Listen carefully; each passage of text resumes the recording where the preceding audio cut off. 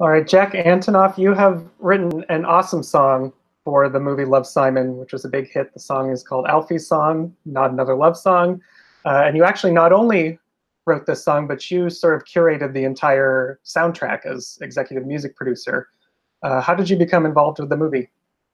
Um, it was Bleachers, my band is on RCA, and they were putting together the soundtrack. So someone at the label had mentioned it to me, and they kind of hooked me right away because they said that it had sort of John Hughes feelings to it. Mhm. It's a big point of inspiration for me, and so I was able to arrange a screening.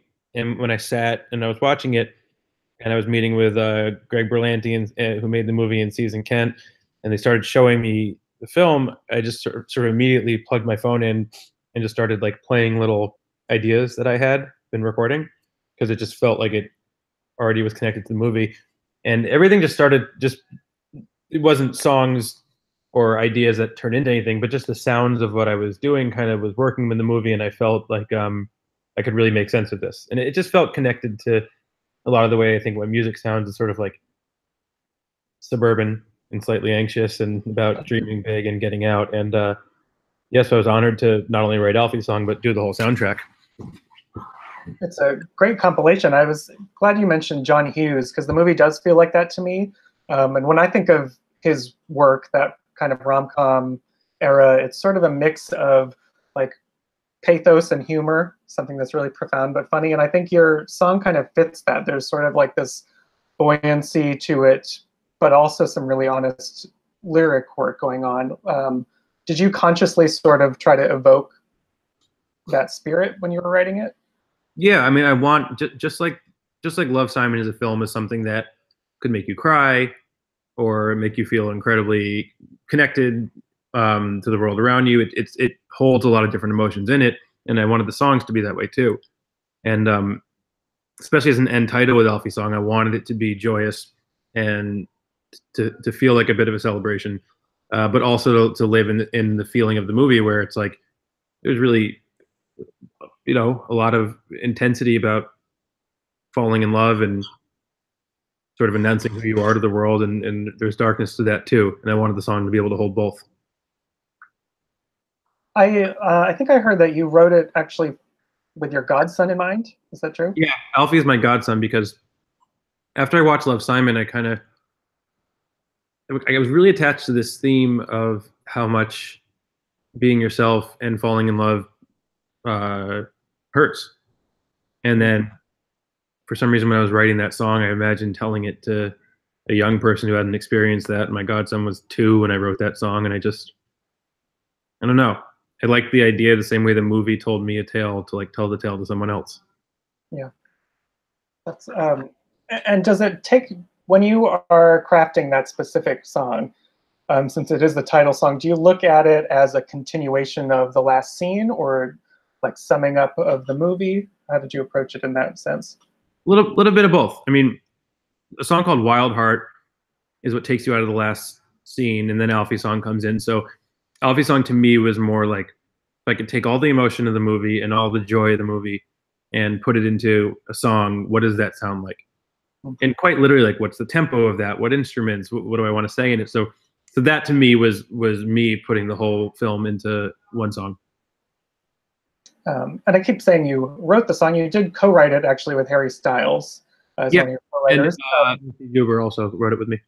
Yeah. And how was it collaborating with them? What was that process like?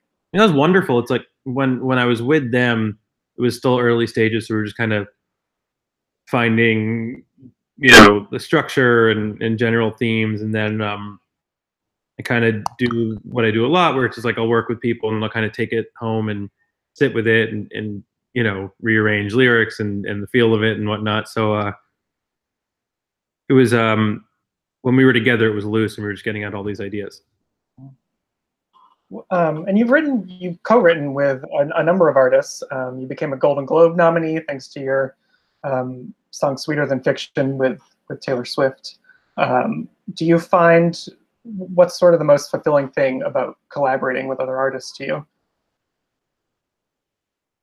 I don't know. I mean, writing, whether I'm alone or with someone else, I think any day that you wake up in the morning, and whether you write a song or just write a piece of a song, gives you a lot of purpose. It makes you feel like some of these thoughts you're having can reach people and aren't just gonna live and die in your strange head. Um, I was curious because I personally come from the land of musical theater a lot. And do you find, is there any part of writing a song for a movie that feels like you're writing for an artist, like for another person? Because I know you've written for others' work, like forward. It actually feels, just collaborative. Like if I'm collaborating with someone, or I'm writing my own music, or I'm collaborating for a film, the idea of writing for a character in a film, or writing about a character is at the end of the day, it's sort of like dreaming. It's like it might be some random thing, but you still put it together in your head. So even if I'm putting myself in someone else's shoes, I can still only really draw from my own experiences to give it emotional weight. And I was conscious of that because I'm not any of the characters in this movie. So I thought, when I was writing music for it, what I thought about was, I don't want to write things I don't know, but where do we meet up? If there's a Venn diagram of me and then the characters and themes of this movie, there's a piece that we both feel. And so that's the piece I wrote from. Very cool. Is there a big difference then to you to write for a movie versus when you're writing songs for an album? Yes. With a film, the framework is already there. The sort of the emotional framework. You don't. There's a framework of, here are the feelings that are going on. Here's the space. So you kind of know where to live. When you're making an album, you're sort of defining that as you go, and then that defines itself. So the working as you go and sort of stream of consciousness defines the emotional framework. Whereas in a film, at least the way I did it, where I saw the film and then wrote, it was already there. So I'm filling in spaces. So you take liberties where you can, but you're almost trying to support something.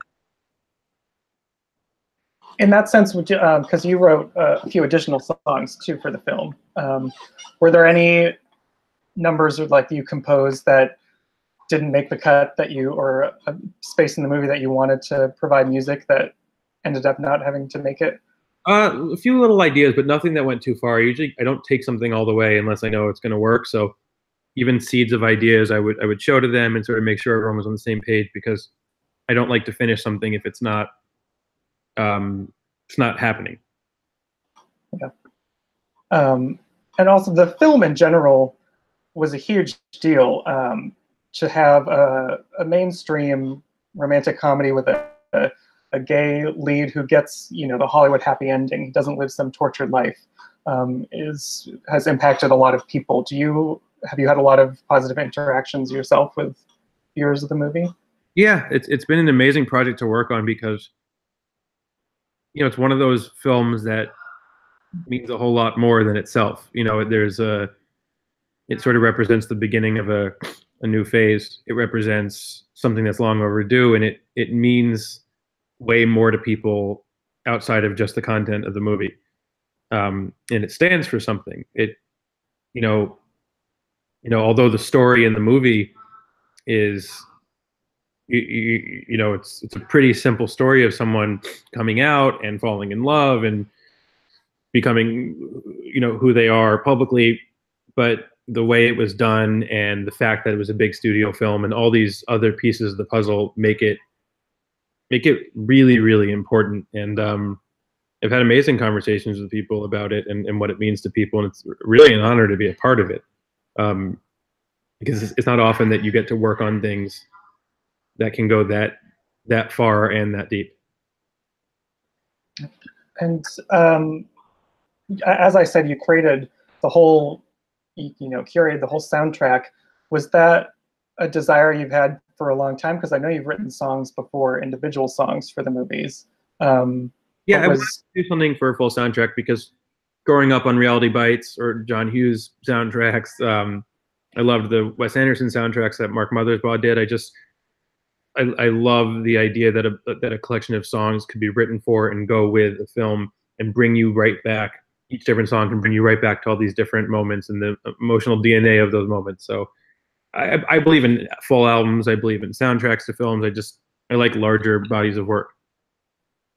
Yeah, you're right. Because when you hear like, I, oh, the sound stuck out to me when I heard this movie. Once you hear Alfie's song, it kind of brings you back to the emotional quality. Yeah, or like you're even at this point now, when I hear the Troye Sivan song, I'm sort of right there in that car. Or the song I did with Mo, I'm at the party. It just there are all these they pull you back into the feeling of the movie, and they're totally emotionally different, but together they sort of make up a companion piece to the film. If there was, you've said you like those John Hughes type movies and reality bites.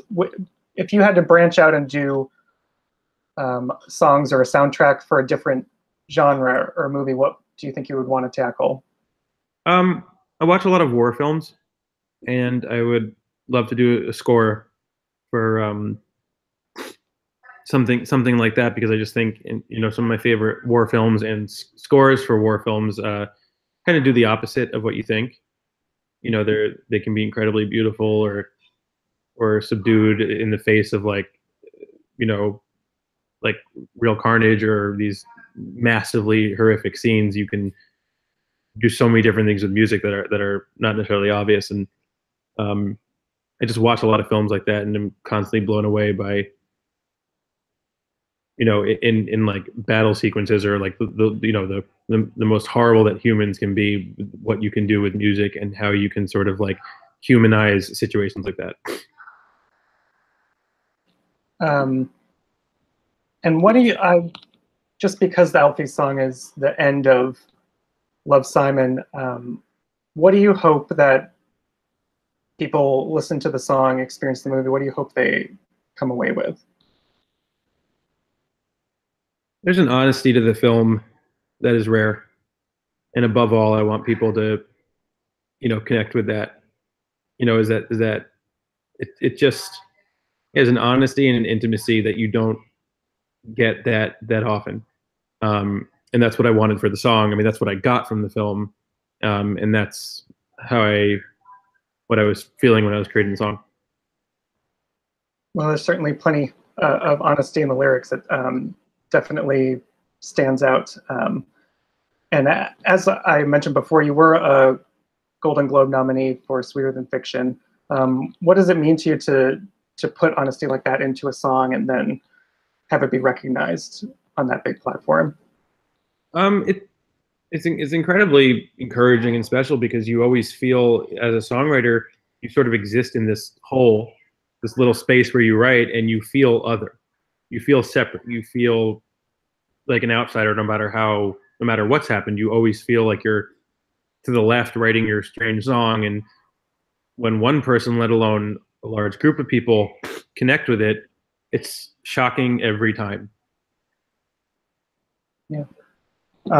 Well, I think we'll leave it there for you. I'm really excited for your song, and I wish you best of luck. It's a great way to end a fantastic film. Lovely to talk to you. Thank you so much. Thank you. Take care.